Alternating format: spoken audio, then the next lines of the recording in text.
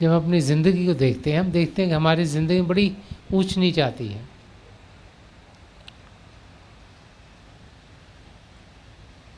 कभी शारीरिक तकलीफ तो कभी फाइनेंशियल प्रॉब्लम, कभी इमोशनल डिफ़िकल्टीज, तो कभी फाइनेंशियल प्रॉब्लम्स। हमारी ज़िंदगी में कुछ न कुछ ऐसा हमारे साथ लगा रहता है जिससे हमें दुख पहुंचता है। गुरु नानक देव जी महाराज ने फरमाया कि नानक दुखिया सब संसार, कि जो भी संसार में आया उसे कोई ना कोई दुख लगा हुआ है।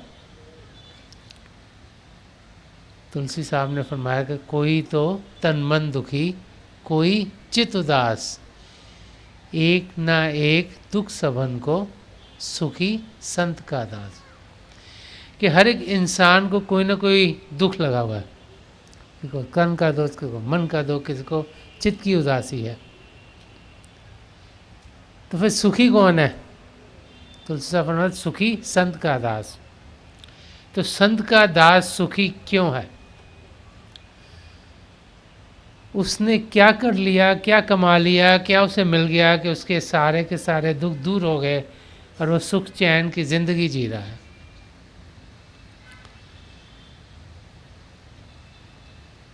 इसी सवाल का जवाब इस शब्द में दिया जा रहा है। गुरु अर्जन देव जी महाराज फरमा रहे हैं कि औखी कड़ी ना देखन दे, अपना बिरत संभाले। कि जब हम एक पूर्ण महापुरुष के चरण कमलों में जाते हैं तो होता क्या है कि वो हमें प्रोटेक्शन देते हैं, एक सेवक की रक्षा करने का प्रण लेते हैं। एक सच्चा शिष्य कौन है, एक सेवक कौन है? जो अपने सद्गुरु के बताए हुए रास्ते पर चले। वो सेवक जो दुनिया से ध्यान उठा के उस रास्ते पर चलता है जो हमें प्रभु की ओर लेके जाते हैं, जो एक प्रण करता है कि मैं प्रभु को पाने के रास्ते पर चलूँगा। वो प्रण जो नाम दान के समय पर हम करते हैं, तो उस समय उनके सद्गुरु भी एक प्रण लेते हैं हमें प्रोटेक्ट करने का, हमारी रक्षा करने का। हम जो काम, क्रोध, लोभ, मोह, अहंकार से घिरे हुए हैं, हम जो माया के जाल में फंसे हुए हैं, तो हमारे सद्गुरु ये प्रण लेते हैं कि हमें इस जाल से वो निकालेंगे, हमें 84 लाख जिया जून से वो छुटकारा देंगे।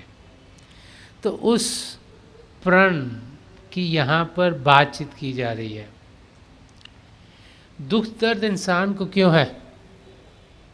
क्योंकि वो प्रभु से अलग है। प्रभु से अलग होने के नाते, प्रभु को भूल जाने के नाते, इस दुनिया में जिसमें हम जी रहे हैं इसी को असली समझते समझते सारी ज़िंदगी हम बेकार कर देते हैं। अगर हम देखें तो हम करते क्या हैं, सुबह से रात तक इस दुनिया की चीज़ों में ही लगे रहते हैं, और जितना लगाव दुनिया से करते हैं उतना ही दिखा लगता है, तो तकलीफ़ इंसान को ज़्यादा होती है।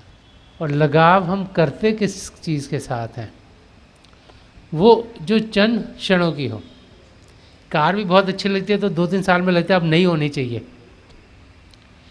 मकान भी लेते हैं, लगता हो अब बड़ा मकान चाहिए। कपड़े भी लेते हैं तो हर सीज़न में बदलने ज़रूरी हैं। हर एक चीज़ टेम्पररी है, थोड़े क्षणों के लिए है। इस दुनिया में कुछ ऐसा नहीं जो कि परमानेंट हो, इसलिए जितना लगाव दुनिया की चीज़ों से करते हैं उतना ही हम देखते हैं कि उनका समय जो ख़त्म होता है तो हमारे हाथ से निकलती हैं और उसका हमें बहुत दुख दर्द होता है। तो महापुरुष समझाते कि लगाव किससे करना चाहिए? उससे जो कि परमानेंट हो, जो सदा सदा के लिए हो। तो सदा सदा के लिए क्या है? गुरबाणी में आया है, आज सच जुगाद सच, है भी सच नानक होसी भी सच। कि वो चीज़ जो सृष्टि के शुरुआत में सच थी, आज भी सच है, सृष्टि के आखिर तक सच रहेगी, वो क्या है? पिता परमेश्वर, उसका शब्द। अगर उसके साथ जुड़ेंगे तो फिर सदा सदा का सुख चैन हम पा लेंगे। जितना ज़्यादा ध्यान दुनिया की ओर करेंगे, उतना इस माया की दुनिया में हम धंसते चले जाएंगे। और जितना ध्यान प्रभु की ओर करेंगे, इस दुनिया में जीते हुए सुख चैन की ज़िंदगी हम गुजारना शुरू कर देंगे। तो यहाँ पर हमें गुरु अर्जुन देव जी महाराज समझा रहे हैं कि एक सच्चे शिष्य जब प्रण करता है कि मैं प्रभु को पाऊंगा, तो फिर उसके सद्गुरु भी एक प्रण लेते हैं उसकी संभाल करने का। हमारी आत्मा 84 लाख जिया जून में चक्कर काट रही है, उससे छुटकारा देने का प्रण। हमारी मौत के समय फिर यमराज या उसके दूत नहीं आते, लेकिन हमारे गुरु आते हैं, हमारे सतगुरु के नूरी स्वरूप आते हैं, हमें 84 लाख जिया जून से छुटकारा देते हैं। तो वो प्रण जो कि रूहों को वापस प्रभु में मिलाना है, वही एक पूर्ण महापुरुष की जिंदगी का मिशन है। गुरबाणी में भी आया कि जन्म मरण दोनों में नाही, जन पर उपकारी आए। कि ऐसे महापुरुष क्या करने आते हैं? वो खुद 84 लाख जिया जून से ऊपर होते हैं। वो हम आत्माओं का जो भटक चुकी हैं, जो इस शरीर को ही अपना आपा समझती हैं, उन पर उपकार करने के लिए आते हैं। और इस शब्द के ज़रिए हमें गुरु अर्जन देव जी महाराज समझा रहे हैं कि ओखी कड़ी ना देखन दे। कि जब हम एक पूर्ण महापुरुष के चरण कमलों में पहुंचते हैं तो क्या होता है कि वो कोई भी दुख दर्द हमारी ज़िंदगी में आने नहीं देते। काम क्रोध लोभ मोह अहंकार जिन्होंने हमें घेरा हुआ है, उसमें से हम कैसे बच के निकले वो हमें समझाते हैं। तो एक महापुरुष ऐसे क्यों करता है? क्योंकि वो चाहते हैं कि हम 84 लाख जिया जून से छुटकारा पाएं। प्रभु ने उन्हें भेजा है यहाँ ताकि हम जो भटक गए हैं हम रास्ता देख पाएँ। संत दर्शन सिंह जी महाराज ने एक जगह फरमाया है कि लौट आए हैं यार के दर से, वक्त ने जब हमें पुकारा है। कि ऐसे महापुरुष पिता परमेश्वर के अंग संग थे, अंग संग हैं, हर समय रहते हैं। लेकिन जब जब यहाँ धरती पर ज़रूरत होती है तो पिता परमेश्वर अपने सपुत्रों को यहाँ भेजता है ताकि हम जो भटक चुके हैं हमें रास्ता दिखे। अब एक माँ बच्चे को जब दूध देना होता है तो उसका समय खुद ब खुद सोचती है कि कब उसको दूध की ज़रूरत है। क्योंकि बच्चा तो बोल नहीं पाता, ये बहुत छोटा होता है। माँ उसका ख्याल करती है, उसकी गंदगी को साफ भी करती है। हर एक किस्म का ख्याल माँ अपने बच्चे के लिए क्यों करती है? क्योंकि माँ को बच्चे से लगाव है, बहुत प्रेम है। लेकिन एक गुरु का अपने शिष्य से माँ के अपने बच्चे के प्रेम से हज़ारों गुना ज़्यादा होता है। क्योंकि एक सद्गुरु जानते हैं कि वो आत्मा भटक चुकी है, उसने प्रभु से जाकर मिलना है। अगर नहीं मिलेगी इस ज़िंदगी में तो फिर लाखों करोड़ों साल लग जाएंगे उसे फिर एक और ह्यूमन बर्थ मिलने पर, जबकि उसको मौका मिले पिता परमेश्वर से एक में एक होने का। तो हमसे बहुत प्रेम करते हैं, हमारी समझ में नहीं आता। वो चाहते हैं कि हम अपनी मंजिल तक पहुँचें। ये हम हैं कि हम दुनिया की चीज़ों में फंसे रहते हैं। तो एक सद्गुरु चाहता है कि उसका शिष्य उल्टे सीधे रास्ते से अलग हो। वो चाहता है कि उसका शिष्य दुनिया की चीज़ों में ना फंसा रहे। वो चाहता है कि उसका शिष्य सीधा सचखंड की ओर बढ़ता चला जाए। इसीलिए वो हमसे प्रेम करते हैं, ताकि हम उनके प्रेम में प्रभु के प्रेम के दर्शन करें, ताकि हमारा लगाव पिता परमेश्वर के साथ हो जाए और वो हमारी रक्षा करते हुए हमें इस दुनिया की दलदल से निकाल देते हैं। हम लोग इस ज़माने में ये सोचते हैं कि हम पढ़ लिख कर बहुत समझदार हो गए।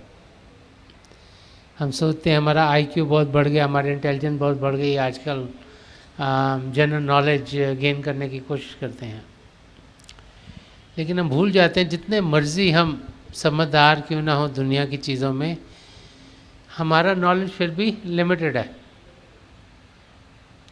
तो एक सच्चे शिष्य को ये जानकारी हो जाती है कि वो लिमिटेड है, वो सीमित है। तो उसकी प्रार्थना कैसी होनी चाहिए? दर्शन सिंह जी महाराज ने एक जगह समझाया कि हम जब प्रभु से कुछ मांगते हैं तो कैसे मांगना चाहिए। हम लोग करते क्या हैं? हम कहते हैं मेरा एग्ज़ाम है, हे पिता परमेश्वर मुझे पास कर दो, मैं बड़ा अच्छा इंसान बनूंगा। हम कहते हैं हमारी शादी नहीं हो रही, हमारी शादी हो जाए, हमारे बच्चे नहीं हो रहे, हमारे बच्चे हो जाएं। हम चाहते हैं कि हमारा काम बेहतर हो, हमारा बिजनेस अच्छा हो, इसी किस्म की प्रार्थना करते रहते हैं। तो संत दर्शन सिंह जी महाराज समझाते हैं कि प्रार्थना किस किस्म की होनी चाहिए। फरमाते हैं कि नहीं जानता मैं कि क्या तुझसे मांगूं, जो मेरे लिए हो भला चाहता हूँ। कि हे प्रभु मुझे मालूम नहीं कि मैं आपसे क्या मांगूं, जो भी मेरे लिए बेहतर हो आप मेरी ज़िंदगी में उसे ढालिएगा। कि हे पिता परमेश्वर आप तो सब कुछ जानने वाले हो, ये सृष्टि आपकी रची गई है, ये सब चीज़ें जो होती हैं आपकी मर्ज़ी से होती हैं, आपकी रज़ा में होती हैं, आपके बहाने में होती हैं। आपको मालूम है कि मेरा पास क्या था, मेरा प्रेजेंट क्या है, मेरा फ्यूचर क्या होगा। तो जो आप चाहते हो कि मेरी ज़िंदगी में भला, वही मेरी ज़िंदगी में हो। इस किस्म की प्रार्थना करेंगे तो सब कुछ पा लेंगे। और अगर हम यही करते रहे मुझे ये मिल जाए, मुझे ये मिल जाए, मुझे ये मिल जाए, तो फिर सब कुछ हम पा सकते हैं, लेकिन कुछ भी पाए बगैर यहाँ से चले जाएंगे। और यहाँ पर गुरु अर्जन देव जी महाराज यही समझा रहे हैं कि औखी कड़ी ना देखन दई अपना विरत संभाले। कि वो सेवक जिसका ध्यान पिता परमेश्वर में हो गया, उसकी पिता परमेश्वर संभाल करता है। उसको कोई दुख दर्द होता नहीं। कर्म तो कटने ही है, जो पुराने कर्म है उनका लेन देन तो इस जिंदगी में पूरा होगा ही, लेकिन कोई तकलीफ नहीं आती उसको। क्यों? क्योंकि उसका ध्यान दुनिया की चीज़ों में नहीं, प्रभु की ओर है। जिसका ध्यान प्रभु की ओर हो, जो खुशियों का स्रोत है, तो उसको तकलीफ कैसे आ सकती है कोई भी। ये हम लोग क्या करते हैं, कहते हैं कि ध्यान प्रभु में है, लेकिन ध्यान इर्द गिर्द सब जगह होता है। तो महापुरुष समझाते हैं कि ऐसे शिष्य जिनका ध्यान पूरी तरह से प्रभु में होता है, उनको प्रभु कोई भी तकलीफ आने नहीं देते, उनकी रखवाली करते हैं कि हाथ से राखे अपने को सास सास प्रतिपाले। तो अपना हाथ दे के वो हमें सहारा देते हैं और हर एक सांस में वो हमारा पालन पोषण करते हैं। हम सोचते हैं कि चीज़ें हो रही हैं हमारे करके हो रही हैं, हम भूल जाते हैं कि अगर पिता परमेश्वर का हाथ ना हो तो कुछ भी हमारी ज़िंदगी में नहीं होगा। ये हमारे को जानकारी हो, यही यहाँ हमें गुरु अर्जन देव जी महाराज समझा रहे हैं कि पिता परमेश्वर का सहारा है जो हम ये ज़िंदगी जी रहे हैं। ये उनकी रज़ा है कि हमारी ज़िंदगी सही तरीके से चल रही है। जब उनमें पूर्ण विश्वास होगा तो हम देखेंगे कि ज़िंदगी हमारी प्रेम से गुजरेगी। और आगे समझा रहे हैं, प्रभ स्यों लाग रयो मेरा चीत। एक सच्चे शिष्य की ज़िंदगी बता रहे हैं कि प्रभ स्यों लाग रयो मेरा चीत, कि मेरे जो अटेंशन है, जो मेरी आत्मा है, वो परमात्मा के बीच में लग गई। कैसे कि एक पूर्ण महापुरुष ने अपनी नज़र करम मुझ पे की, मुझे नाम की देन दी, शिव नेत्र को खोला, 10वें द्वार को खोला। ये 10वां द्वार हर एक इंसान के अंदर है। ह्यूमन बॉडी में आना एक बहुत बड़ी बरकत है, क्योंकि इसमें वो सब पदार्थ दिए गए हैं जो हमें चाहिए अपने आप को जानने के लिए और पिता परमेश्वर को पाने के लिए। तो प्रभु ने वो सब पदार्थ दिए, लेकिन ये जो 10वां द्वार है ये हमारा बंद है। जब एक पूर्ण महापुरुष अपनी तवज्जो देते हैं, उसे से खोल देते हैं, जब ये खुलता है तो हम फिर अंदर की दुनिया में जाने के लायक होते हैं, वो हमें खींच के ले जाते हैं। मीरा बाई ने फरमाया कि मीरा मन मानी सूरज सैल आसमानी। आप सबको मालूम होगा कि मीरा बाई जी कृष्ण जी महाराज की पुजारन थी। वो मूर्ति पूजा में यकीन करती थी, सगुन भक्ति में मानती थी, लेकिन जैसे उनकी ज़िंदगी बढ़ती चली गई, उनकी ज़िंदगी में संत रविदास जी महाराज की दया में रहे, उन्होंने उन्हें नाम की देन दी, उनकी सूरत को उड़ान दी, अंदर की दुनिया में वो गई। तब उन्होंने लिखा कि मीरा मन मानी सूरज सैल आसमानी। वो कहती मेरा मन तब माना कि परमात्मा है जब मेरी सूरत ने उड़ान करी निर्गुण भक्ति की ओर। ये जानना कि प्रभु किसी आकार में सीमित नहीं हो सकते, वो निरंकार हैं, उनकी कोई सीमा नहीं, कोई लिमिट नहीं। ये सारी सृष्टि उनकी बची और टाइम और स्पेस से बियॉन्ड है।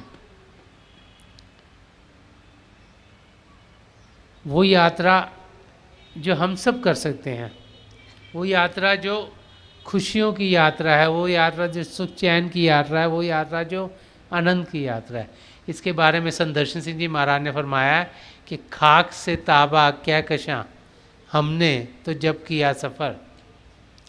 खाक से ताबा क्या कशा हमने तो जब किया सफ़र, इश्क मिला कदम कदम हुस्न मिला नज़र नज़र। कि जब हम शरीर से उठते हैं और अंदर की दुनिया में जाते हैं तो हर एक कदम पर हमें प्रेम मिलता है, प्रभु का प्रेम, और हर एक नज़ारे में खूबसूरती खूबसूरती मिलती है।